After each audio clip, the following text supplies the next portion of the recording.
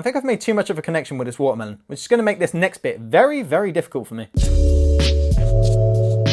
Welcome back, guys, to another edition of Looted. Today we're checking out some of the most potentially pointless kitchen gadgets that I could find on the internet. So first up today we have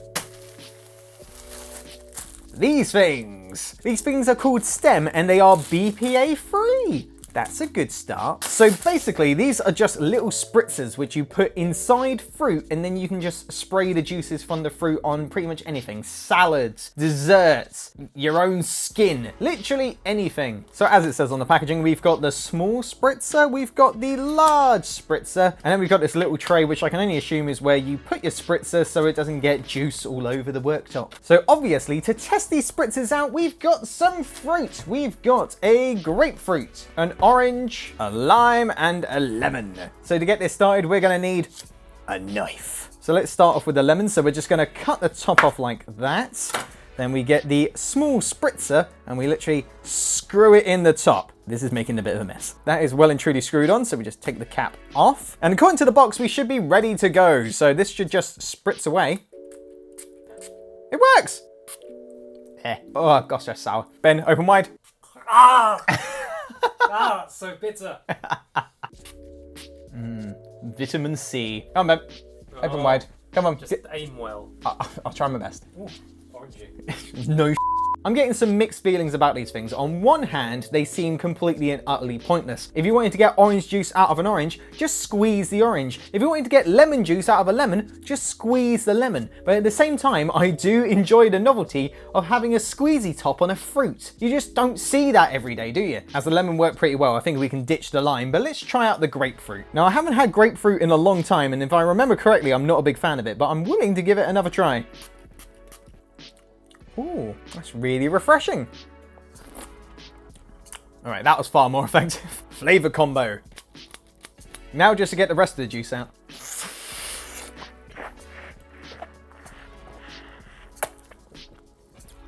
Well, my hands are sticky and the table's a mess. So, yeah, I think we're gonna have to clean this place up. Stop it and tidy up. And next up we have whatever this is. It's all in Chinese and the packaging is pretty much decimated. Let's just open the box and try and figure out what's going on. I think it's just a packaging resealer. Yep, this definitely looks like a packaging resealer. So if you guys haven't seen anything like this before, basically it's a packaging resealer. So if you don't finish a packet of crisps or nuts or a bag of salad, you can reseal it using heat. I haven't actually tried one of these before, so let's see if it's effective or just a fire hazard. So we're gonna test it on a British classic. We've got Quavers, a quintessential British snack. You might be able to get these in other countries, but I didn't look it up, so we're gonna say they're British. Want to help yourself to some cheesy goodness?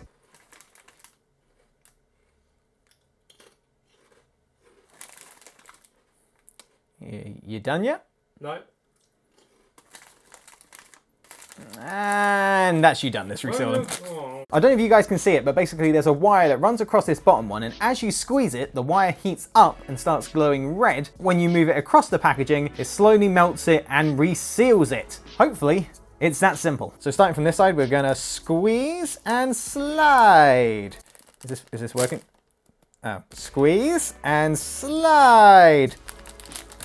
That seems resealed to me. I'm gonna try giving it a fold first and then running the resealer across and see what that does. Come on, oh, don't stop, don't stop. I think as soon as you stop, and you get in trouble. Ah, no! Ah, I've wrecked it! Well, before the unfortunate tear, it did seal the top, so I guess this thing does work. You just gotta be a little bit careful with it. For gadget number 3, we have a combined kit stencil. What the hell is that? There you go, it's sharpening your stencil. So very, very basically, this is a pencil sharpener for your vegetables. So as you can see, you've got a razor blade strapped to the side of this plastic contraption and you just put a vegetable in there and shave away. So we're gonna test it out on a fresh carrot right here. So literally just pop it in and...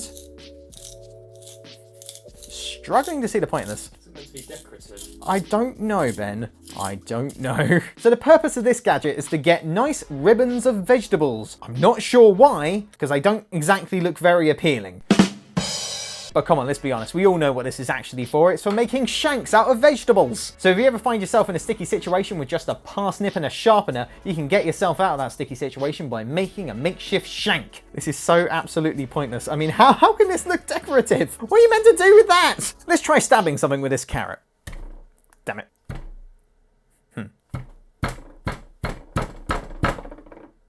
Okay, it doesn't work very well. That is a resilient lime. And we're left with another table of mess. Why do we keep doing this? Clean up, everybody, everywhere. And next up we have this potentially lethal piece of kit. So this here is a watermelon slicer. So you cut open a watermelon, you can get even chunks of watermelon out of your watermelon. I don't think that explained it very well, but let's just show you how it works. So of course the first thing you're gonna need is a watermelon. Why do we buy such a big one? Ben, do I have a melon head? You know the melons that no one's bought? Because they're a bit mashed up. And no one really wants them, so they discount them, but still no one buys them because they're a bit deformed. Yeah. I think I've made too much of a connection with this watermelon, which is going to make this next bit very, very difficult for me. I'm sorry, Anthony, I didn't want it to come to this, but... Oh, it cuts so cleanly. Don't break the glasses, don't break the glasses, don't break the glasses. Now the traumatic part's out of the way, let's get to cutting the guts out. So the idea of this thing is that you cut the watermelon into even slices, and then you can squeeze it to grip onto the slices of watermelon to pull them out cleanly. In, and drag, and then squeeze it, and... Oh, yeah, that's not worked very well. All right, this first one's going to be a bit of a mess, but the next one's going to be better. Okay, that's not so bad. Okay, that's actually pretty terrible, but we did get a chunk out. That's a good start. Oh, God. That's good watermelon. No, I just choked on the seed. Let's actually try and get a neat slice out of this thing. So we're going to drag it down all the way around. Oh, God, it sprayed at me. This slice has gone a bit uneven. It's very big at the bottom. Oh, not a very neat slice. Not a very neat slice at all. Oh God, we made a freaking mess out of this. I think the problem is just the melon is too large and this is just way too small for it. You just can't get a clean slice with it. You know what I'd rather use in this thing? A knife. The only kitchen gadget you really need.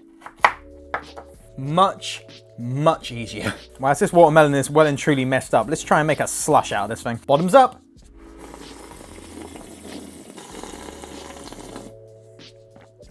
This may take a while. I think if anything was going to put me off watermelon, it's this right here.